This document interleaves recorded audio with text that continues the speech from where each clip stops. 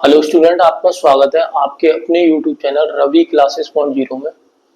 आज की इस वीडियो में इंटीग्रेशन का टाइप नंबर 2 सब्स्टिट्यूशन मेथड पढ़ेंगे। और सबसे पहले पढ़ने से पहले हम जितने भी फॉर्मूले हमने इंटीग्रेशन में अब तक पढ़े एक बार रिकॉल करेंगे। देन हम समझेंगे कि सब्स्टिट्यूशन मेथड क्या होता है और किस टाइप के क्वेश्चन इसमें बनते हैं। तो सबसे पहले हमने जो आपको इंटीग्रेशन के जो फॉर्मूले बताए वो सारे के सारे जिनके डेरिवेटिव बन रहे थे वो फॉर्मूले बताए। जैसे मैंने बताया था sin x का cos x होता है और cos x का sin x होता है, लेकिन उल्टा होता है, sin x में माइनस cos x आ जाता है जब इंटीग्रेशन करते हैं। तो ये रिवर्स प्रोसेस तो हमें पता ही था, लेकिन कुछ ऐसे और इंटीग्रेशन बताए जैसे कि मैंने आपको log x जो कि डेरिवेटिव 1/x होता है, 1/x का भी इंटीग्रेशन log x होता है। तो इस तरह से हमने आई थिंक 6 से 7 फॉर्मूले कर लिए थे, इनवर्स वाले भी सारे कर लिए थे, लेकिन एक जो फॉर्मूला है जो हमारा ये रह गया था e की पावर x dx, मुझे पता है कि e की पावर x का भी डेरिवेटिव e की पावर x होता है और इंटीग्रेशन भी e की पावर x होता है। जब मुझे 1/x का पता ही है क्या होता है, log x होता है, प्लस c लगा देते हैं। और मुझे sin x का पता ही है, sin x का माइनस के cos x होता है प्लस c। और मुझे cos x का भी पता है, cos x का क्या होता है, sin x होता है। और मैंने tan sec स्क्वायर x का बता दिया था, tan x होता है। और मैंने cosec स्क्वायर x का भी बता दिया था, माइनस के cot x होता है।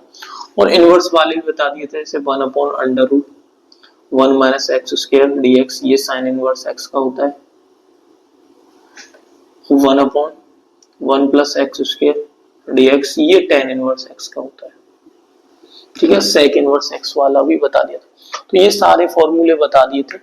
और एक और x की पावर है dx, ये भी सबसे पहले यही कराया था, n+1/n+1।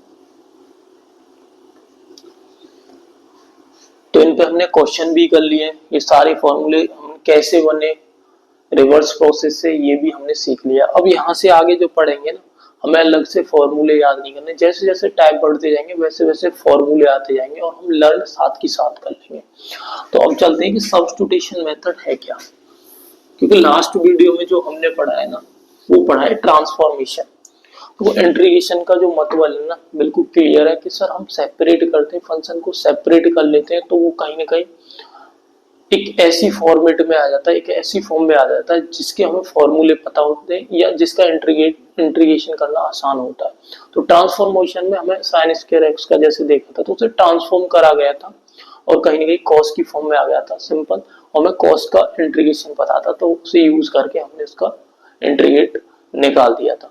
तो कहीं ना कहीं हम क्या देख रहे हैं कि यार इंटीग्रेशन मतलब सेपरेशन ही होता है और टाइप वाइज हम उसको कहीं के ट्रांसफॉर्म कर रहे हैं। वहां ट्रांसफॉर्म करा है ट्रिग्नोमेट्री फॉर्मूले में, अब यहाँ ट्रांसफॉर्म करेंगे एक एक चीज से दूसरी चीज में रिप्लेस करके, एक फंक्शन से दूसरे फंक्शन में रिप्लेस करके देन इंटीग्रेट कर देंगे। जैसे सब्स्टिट्यूशन का मतलब समझेंगे, जैसे आपको दो फंक्शन दिए होंगे जैसे एफ एक्स और into F dash x multiply में, तो इसका मतलब क्या है, ये इसका क्या है डेरिवेटिव है, या तो ऐसे मिला होगा या F x F dash x, ये आपको कुछ ऐसे मिला होगा, ये इसका डेरिवेटिव। तो जब भी मल्टीप्लाई में दो फंक्शन हो और एक दूसरे का डेरिवेटिव हो, या डिवाइड में दो फंक्शन हो एक दूसरे का डेरिवेटिव हो, तो हम ऐसे फंक्शन को सब्स्टिट्यूट करेंगे जिसका हमें डेरिवेटिव पता हो, उसे हटाएंगे जिसका हमें डेरिवेटिव पता हो। जैसे एग्जांपल से समझते हैं, जैसे मैं ले लूं sin x into cos x, तो यहाँ पे मैं देख पा रहा हूँ दोनों के दोनों फंक्शन ही कैसे, सर ऐसे फंक्शन है दोनों के दोनों फंक्शन जो कि एक दूसरे के डेरिवेटिव बन जा रहे हैं। sin x का डेरिवेटिव cos x का sin x, तो मैं किसी एक फंक्शन को मान लेता हूँ, तो sin x इक्वल क्या मान लेंगे t, और इसका डेरिवेटिव करेंगे तो क्या आएगा सर cos x, और ये आ जाएगा सर dx, और इधर करेंगे dt, क्योंकि ये सर जो होता है ना x के रेस्पेक्ट में ही होता है डेरिवेटिव, तो ये dx dt अपॉन dx ही आएगा। ठीक है, तो इसका मल्टीप्लाई डायरेक्ट x का इधर कर देते हैं, ऐसे लिख सकते हो या ऐसे भी, ये वही है जो आप डेरिवेटिव करके आए। तो cos x dx बराबर dt। अब हमने जो फंक्शन है t की फॉर्म में क्या कर दिया, चेंज कर दिया। तो यहाँ पे साइन एक्स की जगह टी और ये कॉस एक्स, और डी एक्स की वैल्यू क्या आ जाएगी, नीचे जाएगा सर, ये आ जाएगी D T upon cos x. यहाँ से अगर निकालोगे तो डिवाइड में चले जाएगा, D x equal D T upon cos x. तो cos x से cos x कैंसिल हो जाएगा, क्या आ जाएगा, t और dt, और t का t के रिस्पेक्ट में करेंगे t square by 2 plus c। लेकिन फंक्शन हमारा x में था, निकल के इंटीग्रेट t में आया, तो फिर से इसको रिप्लेस कर देंगे, सब्स्टिट्यूट कर देंगे, तो t की वैल्यू है साइन x का होल स्क्वायर और डिवाइड बाई 2 प्लस c। ठीक है, तो इस तरह से हम सब्स्टिट्यूट कर पा रहे हैं जब दो फंक्शन ऐसे आ रहे हैं मल्टीप्लाई में जिसमें एक दूसरे का डेरिवेटिव है, उसी को हम क्या ले रहे हैं, टी ले रहे हैं। हमने sin x को लिया, cos x को भी ले सकते हो, क्योंकि ये दोनों के दोनों फंक्शन ऐसे हैं जो एक दूसरे के डेरिवेटिव है। ठीक है, तो cos x को भी लेके कर सकते हो, अगर आप cos x को लो तब भी हो जाएगा। जैसे अगर मैं cos x को cos x इक्वल टी करूं तो ये आ जाएगा माइनस के sin x और dx इक्वल dt।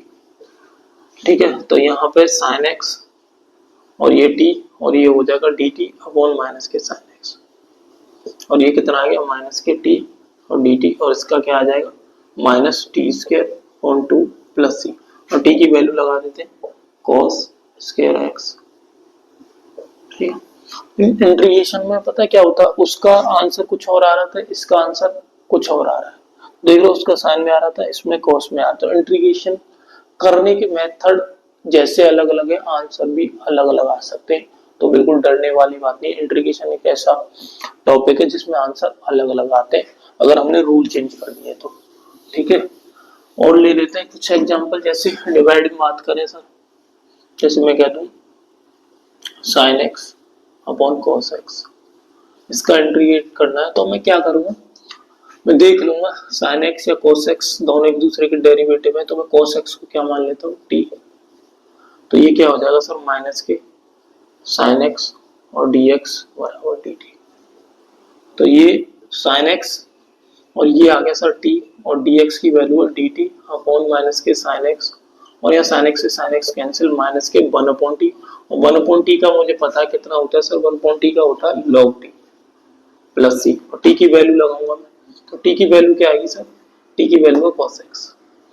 अब मैं इस माइनस का क्या करूँ, इधर पावर में ले जाऊं, तो ये क्या हो जाएगा, लॉग कॉस एक्स की होल पावर -1, और इसको और सिंप्लीफाई करूं, अभी सी को नहीं लगा रहे, ठीक है, बाद में लगा लेंगे, तो ये हो जाएगा 1 अपॉन कॉस एक्स, और 1 अपॉन कॉस एक्स क्या होता है, लॉग सेक एक्स प्लस सी। तो यहाँ पे मैंने देखा कि यार साइन अपॉन कॉस एक्स क्या होता है sir, sine upon cos x होता है tan x। tan x का इंटीग्रेशन कितना आया, लॉग सेक एक्स। तो एक और नया फॉर्मूला मिल गया हमें। देखो जैसे जैसे टाइम सब्स्टिट्यूशन से हमें ये फॉर्मूला मिल गया कि tan x का जो इंटीग्रेशन होता है वो log sec x होता है। तो अब तक जितने भी फॉर्मूले पढ़े उसमें एक फॉर्मूला और ऐड कर दो, फिर सर tan x का जो इंटीग्रेशन होता है वो log sec x होता है। तो एक और देखते हैं, जैसे अगर मैं इसी फंक्शन को, इसी को सर मैं cos x upon sin x ले लूं dx। अब मैं sin x को t मानता हूं, तो late put sin x equal t। ठीक है, तो क्या आ जाएगा सर, ये हो जाएगा cos x dx equal dt। तो ये हो गया सर cos x और ये t और ये dt upon cos x। cos x से cos x तो 1 अपॉन t, और dt 1 अपॉन t बोले तो log t, और t को होने सर t है sin, तो log sin x plus c। तो मुझे पता है cos x upon sin x क्या होता है सर, मैं जानता हूं कि ये होता है cot x। cot x का इंटीग्रेशन क्या है sir, log sin x plus c। तो एक और फॉर्मूला यहां से मिल गया, जितने भी आते जाए साथ के साथ याद हो जाने चाहिए, log sin x। अब तक हमने जितने भी फॉर्मूले पढ़े थे उनमें 2 फॉर्मूले और ऐड कर दो सर, tan x का होता है log sec x and cot x का होता है log sin x। ठीक है, सिंपल है। अब चलते हैं आगे और कुछ क्वेश्चन कर लेते हैं।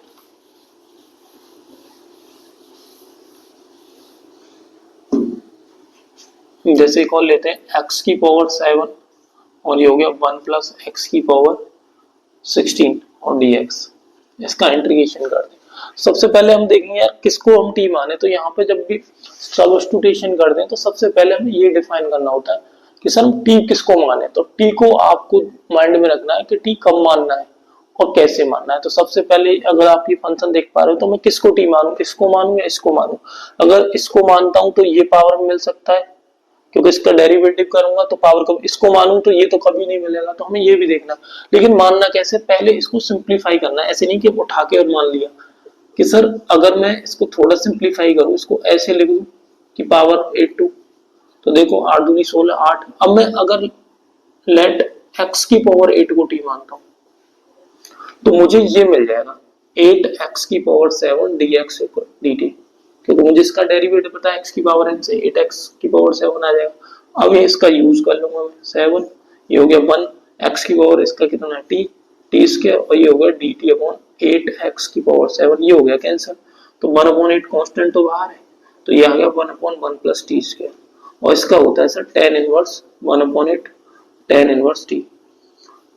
लेकिन फंक्शन मेरा x में और ये t में आया, तो t की वैल्यू उठा के रख दो, बस आ जाएगा 1/8 tan इनवर्स x की पावर 8 और plus c। This is answer. Okay, तो इस तरह से आपको देखना है, समझना है कि किसको t मानना है। धीरे धीरे प्रैक्टिस, फर्स्ट टाइम पढ़ रहे हो तो थोड़ी सी दिक्कत होगी, लेकिन धीरे धीरे मैं जैसे पढ़ा रहा हूँ वैसे वैसे फॉर्मूले करो, वैसे वैसे प्रैक्टिस करते जाओ, देखते जाओ और नोट करते जाओ, फिर देखो कि कहाँ हमें प्रॉब्लम हो रही है समझने में। वही वीडियो को पॉज करके देखो कि क्या प्रॉब्लम है। ठीक है, एक और क्वेश्चन कर लेते हैं। तो इसी टाइप का देख लेते हैं, x cube upon 1 plus x की पावर 8 और dx। ठीक है, ये करना है। करो तो किसको टी माने सर, सर इसी को मानना पड़ेगा, लेकिन बनाना पड़ेगा क्यूब फॉर्म में। किसको मैं 4 बना लूं तो बन जाएगा x की पावर 4 क्या बना t, तो ये आ गया 4x क्यूब और dx होगा dt। तो यहाँ पे हो जाएगा सर x क्यूब और ये 1 प्लस टी स्क्वायर और ये dt अपॉन 4x क्यूब, यहाँ से वैल्यू निकालेंगे, ये कैंसिल x क्यूब 4 नहीं है कैंसिल, खाली x क्यूब, तो 1/4 तो बाहर आ जाएगा, और 1/1 प्लस के टी स्क्वायर और dt। ये अगेन क्या बन गया सर, ये tan इनवर्स t, और t की वैल्यू पता है मुझे, t की वैल्यू क्या है सर, t की वैल्यू है x की पावर 4 और प्लस c। ठीक है, इस तरह से आप कर सकते हो इस टाइप के क्वेश्चन। अब थोड़ा थोड़ा धीरे धीरे आप सोचना स्टार्ट कर दोगे, जैसे जैसे क्वेश्चन ज्यादा से ज्यादा प्रैक्टिस में आएंगे।